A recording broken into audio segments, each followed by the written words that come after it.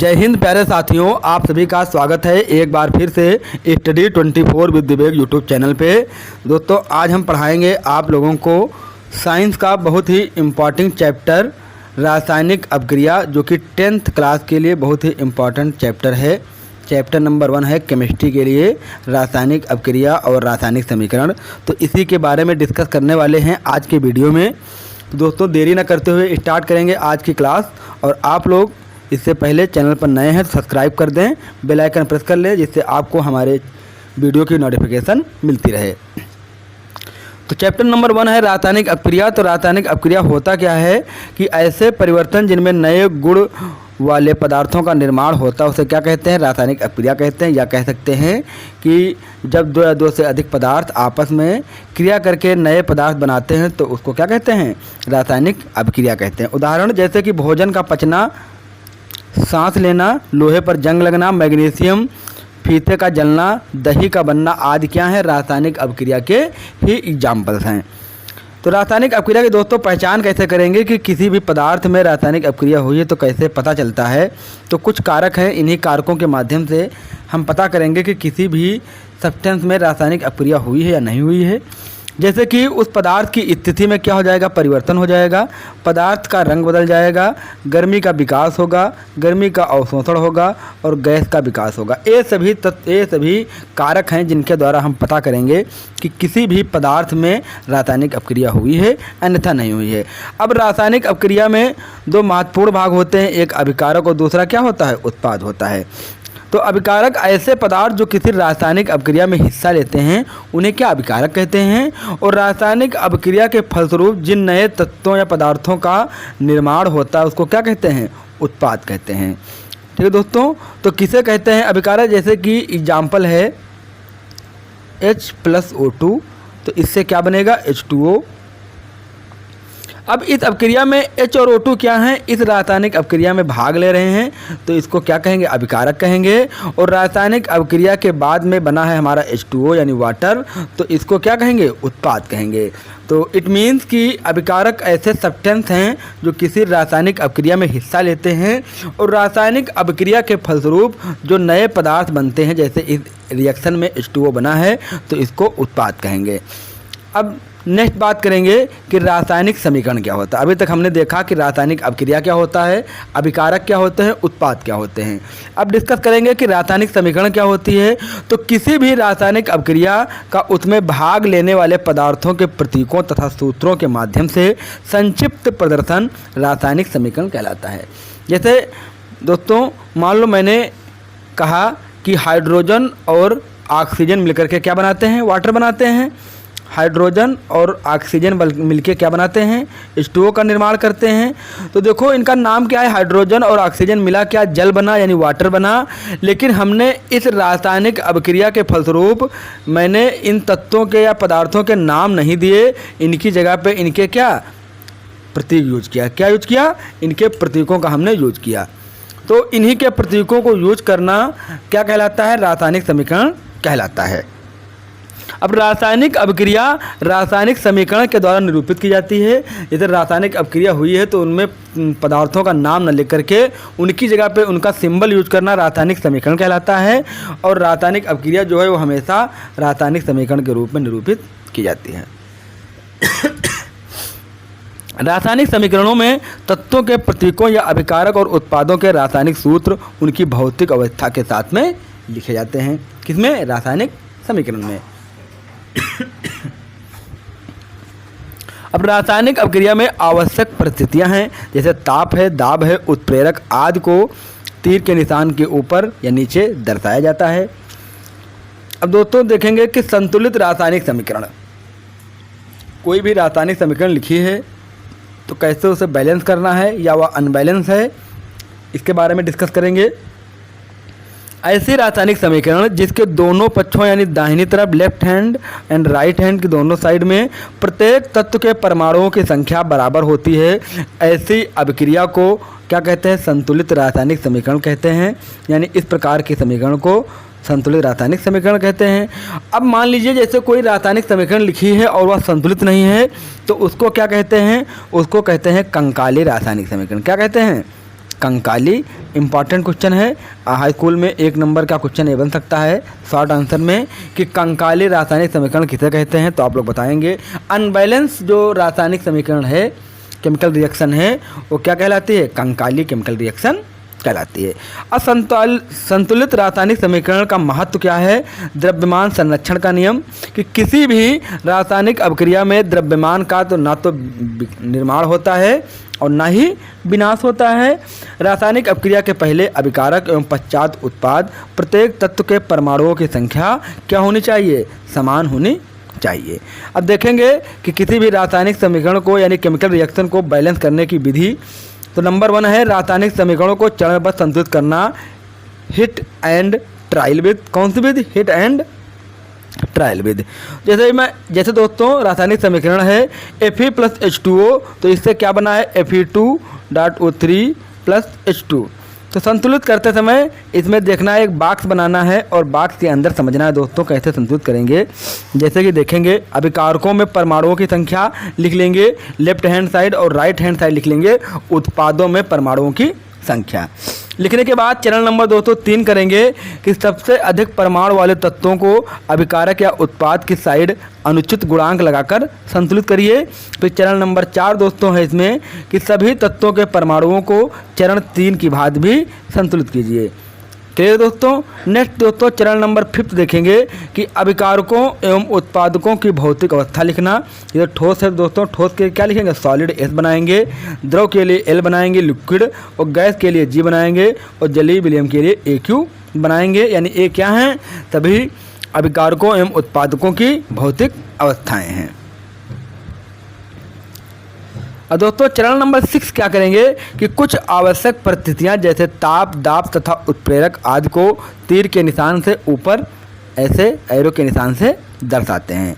समीकरण में दोनों ओर के तत्वों के परमाणुओं की संख्या बराबर है, अतः यह समीकरण संतुलित है। जैसे देख सकते हैं आप लोग 3FeS plus 4H2O, FeO4 plus 4H2। ये क्या है? दोनों तरफ इसके परमाणुओं की संख्या बराबर है। अब नेक्स्ट दोस्तों देखेंगे कि रासायनिक अभिक्रियाओं के प्रकार कितने होते हैं, यानी कई प्रकार की केमिकल रिएक्शन होती हैं।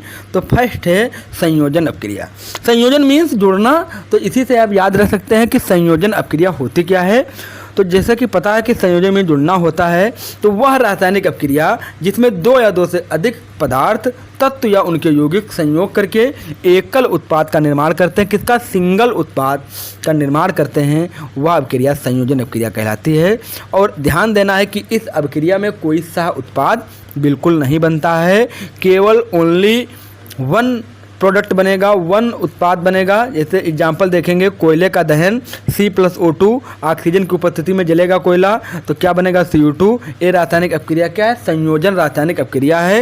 यानी इसमें कोयले C+O2 दोनों कार्बन प्लस ऑक्सीजन जल करके क्या बनाए हैं? कार्बन डाइऑक्साइड बनाए हैं। यानी ये दोनों आपस में मिल गए हैं, यानी ये क्या है? संयोजन अभिक्रिया है।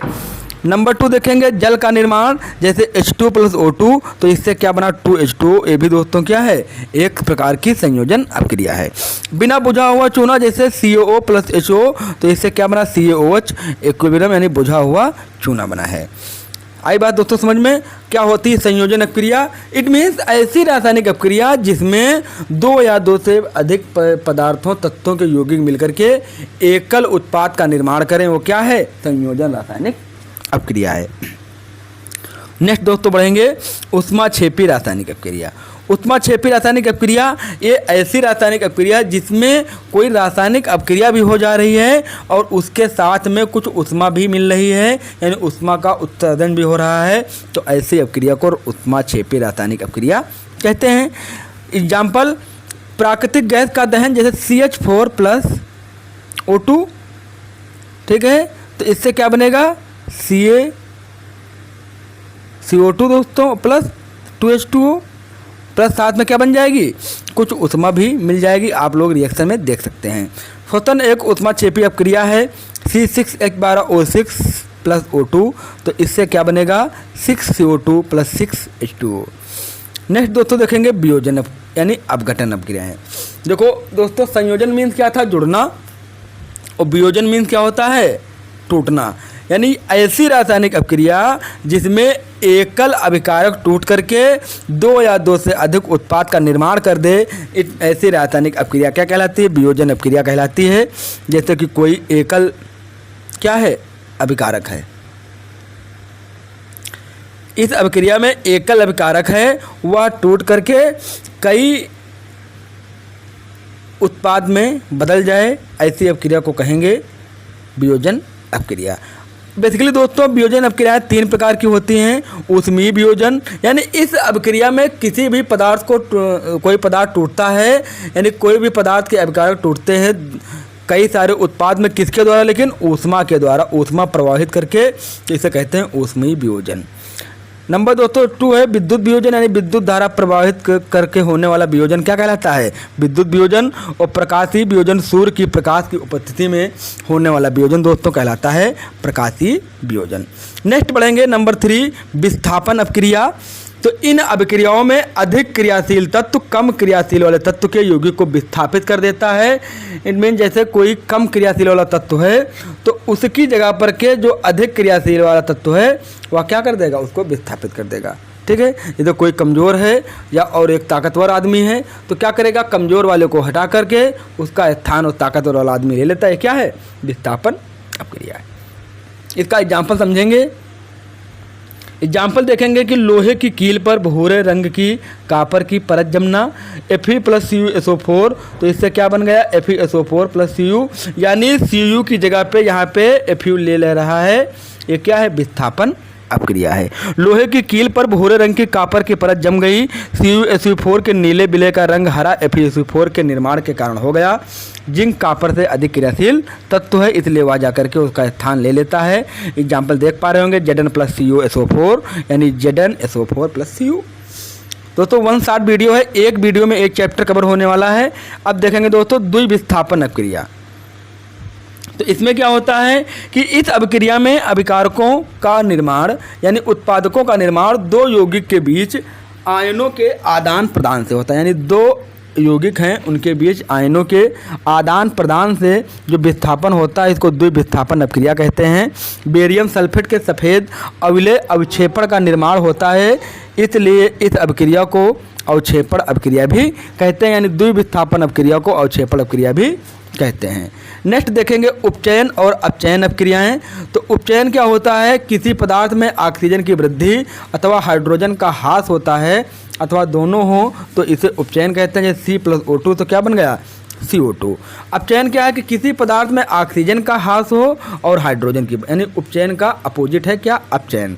उपचयन में ऑक्सीजन की वृद्धि, हाइड्रोजन की कमी, और अपचयन में ऑक्सीजन की कमी और हाइड्रोजन की वृद्धि होती है। नेक्स्ट दोस्तों देखेंगे रेडॉक्स अपक्रिया।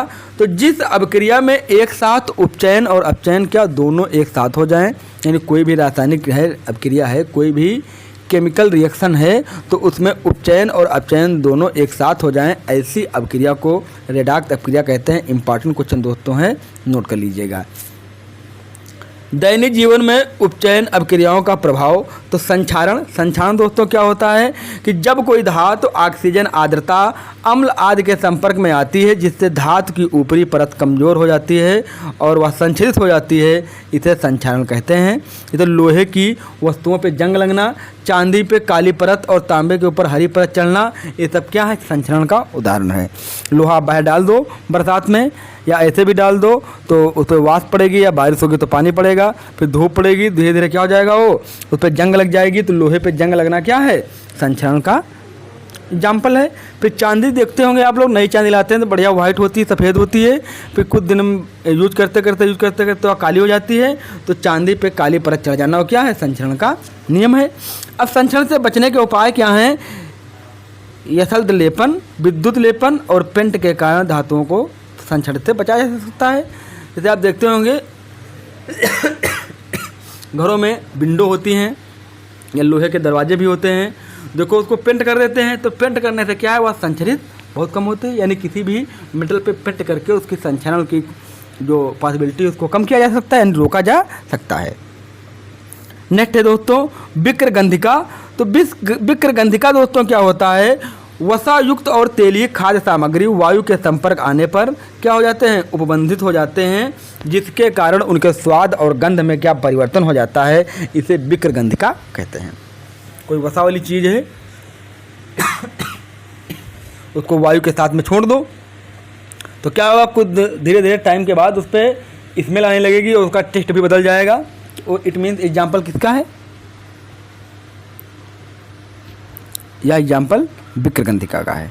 तो विक्रगंधिका रोकने के उपाय, प्रतिऑक्सीकारक का उपयोग करके वायुरोधी बर्तनों में खाद्य सामग्री रखें, यानी आप ऐसी जगह पे खाद्य सामग्री रखें जहाँ पे वायु न जा पाए जी, तो आपकी जो वस्तु है विक्रगंधिका से बच जाएगी। वायु के स्थान पर नाइट्रोजन गैस का शीतलन करें, जिससे आपकी वह वस्तु विक्रगंधिका से बच जाएगी। तो दोस्तों ये था आज का वन शॉट वीडियो, जिसमें मैंने आपको 10th की साइंस का केमिस्ट्री का चैप्टर नंबर 1 केमिकल रिएक्शन यानी रासायनिक अपक्रियाएं